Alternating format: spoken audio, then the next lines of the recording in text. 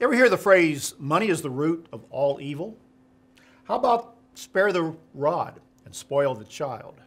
Here's another phrase, cleanliness is next to godliness. You know, people say these things, and many times people think they're quoting the Bible. But you know, you're not. None of these phrases, and a lot of other phrases that people will use in everyday speech, are not found in the Bible. There's a lot of sayings like that. There's also a lot of religious beliefs and traditions and ideas and beliefs that people hold that are not found in the Bible. On Beyond Today, we talk about Christmas and its pagan roots and how God has not taught us to do that, how it's not the birthday of Christ. Easter, other beliefs that people have in traditions in various religions, they're not found in the Bible. There's a lot that we need to understand about the Bible. And as we've begun the series on BT Dailies about how to understand the Bible, here's point number two, key number two that is important for us to understand. And it's this: keep an open mind as you begin to read through, familiarize yourself, and study the Scriptures. Also be willing to admit that you might be wrong about a cherished belief, an idea, perception perhaps that you have about the Bible, and hold that to the side as you begin to read through it. And be able to understand that you might be corrected and that you could be wrong. And if, as you read through the Scriptures, you find that you discover something that contradicts what you believe or have thought about the Bible, as I said, keep an open mind, but you're going to also run up against the question of what are you going to do about it?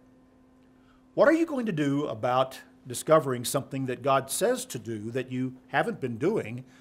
And if God convicts your heart that you should do it, you have a choice to make.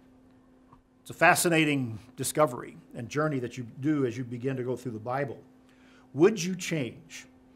Well, if you would, as you begin to read the Scriptures, let me tell you, you would be far ahead of many other people who read the Bible and just put it aside then and say, oh, that's a nice book, it's a nice thought, a nice piece of literature, but go on with their life and are not convicted and moved by it. But if you admit that you may be wrong, if you keep that open mind and then begin to change, you will be taking a step far greater than you could ever imagine, and that would put you ahead. There's a scripture and an example in the Bible that I think is a byword for us. We've talked about it on Beyond Today before, of a group of people who searched the Scriptures and kept the Bible in their mind in terms of what they understood. It's in Acts chapter 17. As the Apostle Paul was visiting with a group of people in a city called Berea. And as he came to this group of people, he found, it says, that they were more open-minded than another group back up the road in Thessalonica, and they listened eagerly to Paul's message. It goes on to say that they searched the Scriptures day after day to see if Paul and Silas were teaching the truth. Acts 17 and verse 11. Searching the Scriptures daily, keeping an open mind, proving whether or not what anyone says about the Bible and the Scripture is true.